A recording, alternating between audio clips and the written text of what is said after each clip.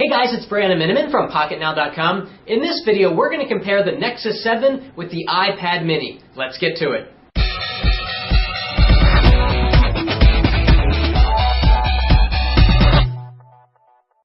Now, both of these tablets are competing in the 7-inch or 7.9-inch in the case of the iPad mini tablet space because people are really liking these smaller tablet form factors. They fit into a pocket, they fit into a purse, they fit into spaces that other bigger 10-inch tablets cannot, and best of all, they are lightweight and they feel good when you're using it with one hand. So let's compare both of these tablets first in terms of in-hand feel. So let's start off with the iPad. Now, because the iPad mini is significantly wider than the Nexus 7, it can barely, and in most cases, it cannot fit into a jacket pocket or into a pant pocket, whereas the Nexus 7 can because it's a little bit more narrow, and it seems to be this is the maximum width of somebody's pocket, and the iPad mini has exceeded that. So if that's a consideration for you, keep in mind that the thinner width of the Nexus 7 makes it more pocket-friendly, although most people aren't going to put their tablet into a pocket.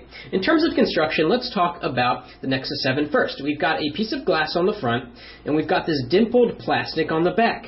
Some people complain about the plastic, but the truth is the plastic makes it feel durable, and while it's significantly thicker than the iPad mini, it feels so good in the hand because you're wrapping your hands around this soft touch plastic, and it just feels like it was made to be held with one hand. Also, if you've got smallish hands or medium-sized hands like me, you can easily wrap your hand all the way around the Nexus 7, whereas on the iPad mini, it's still possible to do that, but it's a bigger stretch.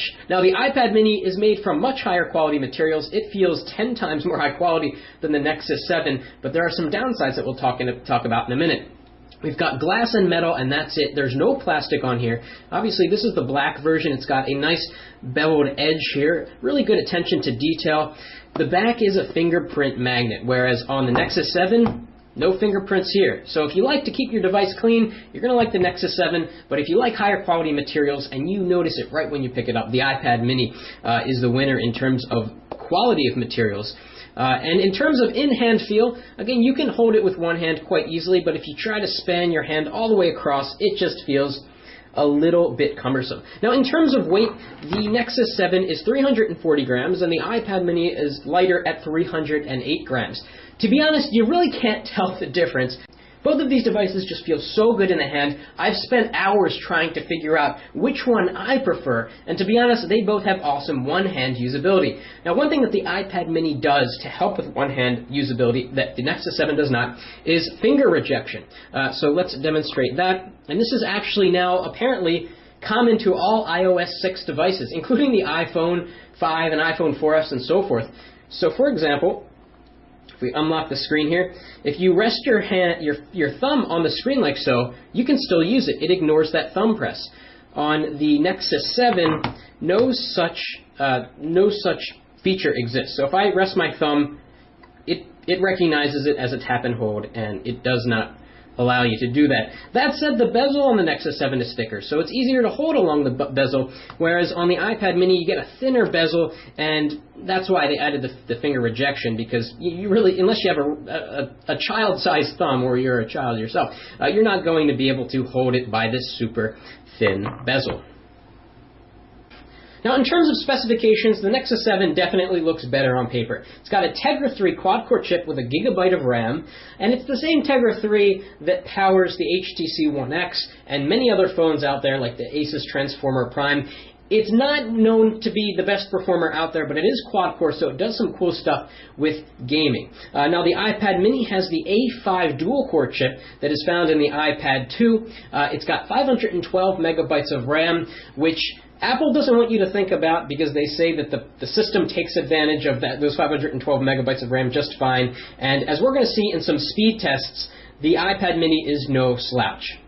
Now let's talk about the displays on both of these tablets. The iPad mini has a 7.9-inch 1024 by 768 screen. That's the same resolution as the iPad 2, making for a PPI of 162, whereas the Nexus 7 has a 1280 by 800 resolution screen. The size is 7 inches, making for a DPI of 215. So a pretty big jump in DPI on the Nexus 7. That said, both of these tablets are well below the 300 PPI threshold to the point where you can't see pixels. And you can see pixels, but obviously they're smaller on the Nexus 7. Allow me to demonstrate. So we'll turn on both of these devices. And it's really interesting seeing them side by side. You do get a lot more screen space on the iPad mini, but at the expense of size. It's wider, it's not as pocket friendly, and so forth. So let's take the Chrome icon, for example. We have a Chrome icon on both. I'm going to bring this in as close as possible, and hopefully it focuses. And if you look really closely, you can see pixels, but it's a little bit difficult. If we bring out the iPad mini, and you look at the same icon, it's a bit more grainy. It's significantly more grainy. But most people don't hold their tablets this close to their face. And if you're using it at a normal distance, the iPad mini screen doesn't look really pixelated. If you hold it up close, yeah, it's going to look pixelated. It's not like a Retina display. But in terms of comparing these two, the Nexus 7 obviously has a higher pixel density display. Just something to keep in mind.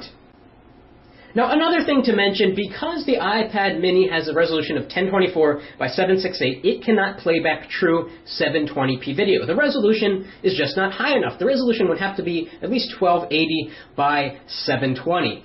The Nexus 7 can play true 720p video. In fact, let's pull up the same video on both tablets and see how they compare.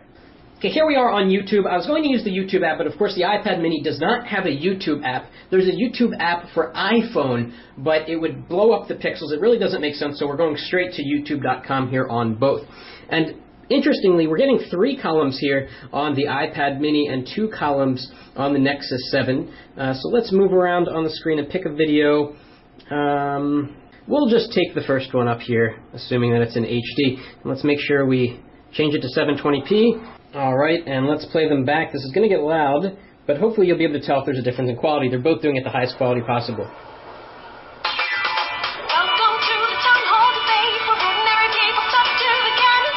So here on the iPad mini, you can't go full screen. This is full screen mode on YouTube, whereas on the Nexus 7, it's a bigger picture, but you have the navigation buttons on the bottom. Now, I'm glad that it froze at the same scene here, because this leads me to my next point about the screen, which is color saturation. The color saturation on the iPad mini is far superior to that of the Nexus 7. In fact, when we reviewed the Nexus 7, we said one of the problems with the screen was that it was just so low in color saturation. And so let's do a little bit of a demo. So we're going to go into Google Images here, and we're going to pull up the same image on both. Let's type beach.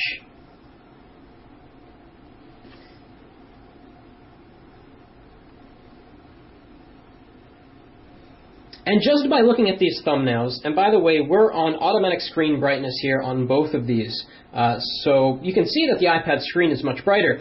Just looking at these thumbnails, you can see the difference in color saturation. It's pretty dramatic. Here in this view, swiping around, that's a different picture. The water is just so much more blue on the iPad mini compared to the Nexus 7. That's one of the trade-offs you have to make with the Nexus 7. It's a cheaper tablet, less expensive, which we're going to talk about later in this video, but the color saturation is pretty terrible. So if you want the best quality screen in terms of color saturation and contrast, the iPad mini definitely wins, but the Nexus 7's display is a little bit crisper thanks to that higher PPI. Okay, now let's talk about software, and we're going to talk about software in terms of performance and speed, because you already know the difference between iOS and Android. If you want to be able to control your experience as much as possible, Android is there for you. If you want things to just work and you want the best app selection for tablets, iOS is there for you. So let's talk about web browsing performance. Chrome is the default browser built into the Nexus 7 here. It's a great performer, and obviously we have Safari here on the iPad mini. So actually we're going to start at the home screens. I've got some internet shortcuts here to allow me to do a test more quickly. So let's load Pocket now, see which gets there first. 1, 2, 3, go. Both over the same Wi-Fi connection here. And the Nexus 7 finished first. All right, so let's move around on the page. Well, maybe because of an advertisement. So let's move around on the page. Both have very smooth scrolling. Let's see which clears up text more quickly. And again, you can see the difference in color saturation. It's just more richer here, if that's a word, more rich on the iPad mini. So let's zoom in and release, and let's see which faster on the iPad mini clears up. Alright, so we've got an embedded YouTube video. Wait for that to finish loading, watching that little circle spinning around.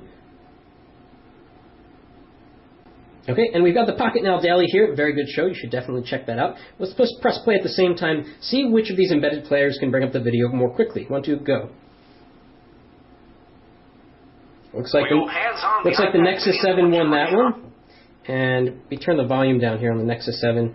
Let's stop the video from playing. Okay, it stopped. And let's go to another screen. We're going to go back here. Okay, we're back on the home page, and let's go over here to the Microsoft Surface RT review. There are a ton of images and several videos in this post, so it should take a good amount of time to load on both. We're off to a fast start on the iPad mini, pulling in the page a little bit faster, watching a little spinny wheel. iPad mini finished first, and the Nexus 7 is a little bit slower here. Let's flick down the page as fast as possible, see if we get any checkerboards or white spaces. Okay, we got a little bit there. Not too bad. Let's do likewise on the Nexus 7, which actually is still spinning. We're just going to stop it there. Flick it down on the page. Keeping up pretty well. Kind of the same kind of thing with the iPad mini. At first, when you go through the content, there's a little bit of white space. There's a little bit of choppiness here. But after everything gets into RAM, it becomes quite smooth. And again, let's do the pinch test here. And release. Let's do that again.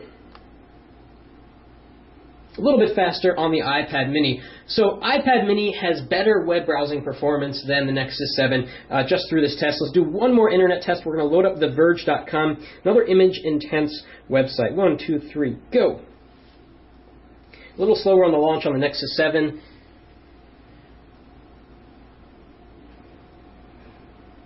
And Nexus 7's actually... Okay, the iPad mini stopped. The Nexus 7 stopped and then started again and then stopped. That was a tie. Let's call it a tie. Let's go into this review here. Actually, let's do a little test of the text one more time. Clears up much faster on the iPad mini there. And let's go to the Nexus 4 review and see which gets there first. Again, another website or web page with a lot of images and content.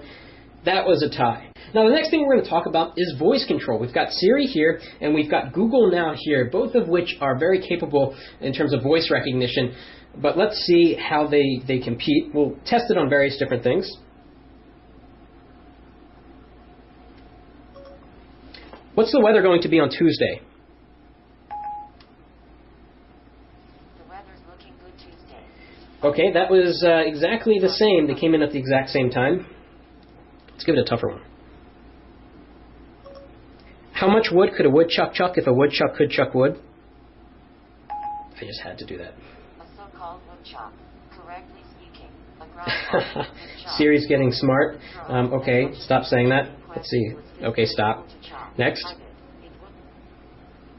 How tall is Barack Obama?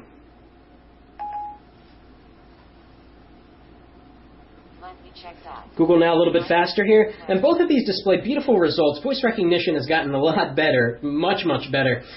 We get these beautiful results. We get a card here with Barack Obama's height, and in this case we get a little output from Wolfram Alpha that just makes it really nice to just consume some information there. So in terms of voice performance and voice recognition, they are on par.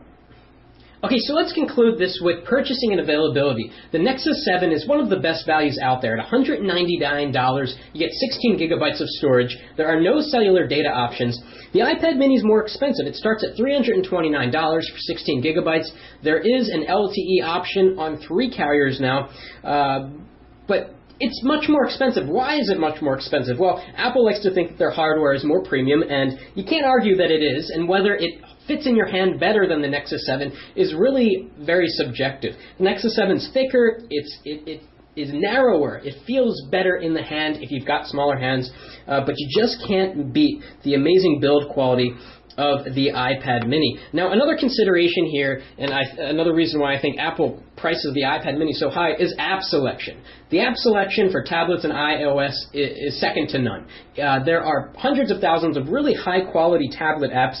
There still isn't a proper tablet Twitter app for Android, which is unfortunate. So if you want the best app selection, that's the premium that you're going to pay for the iPad mini. But the Nexus 7 is a fantastic value at $199 or $249 if you want the 32 gigabyte model. So these are two very, very good tablets. It just matters on sort of the kind of ecosystem you want to buy into, the options that you want to have in terms of apps, the options you want to have in terms of customizability. Both of these tablets will make you very happy. They're extremely capable, and they're both highly recommended. If you like this video, please give us a thumbs up, and more importantly, let us know what you think about how these two tablets compare. That's it for now.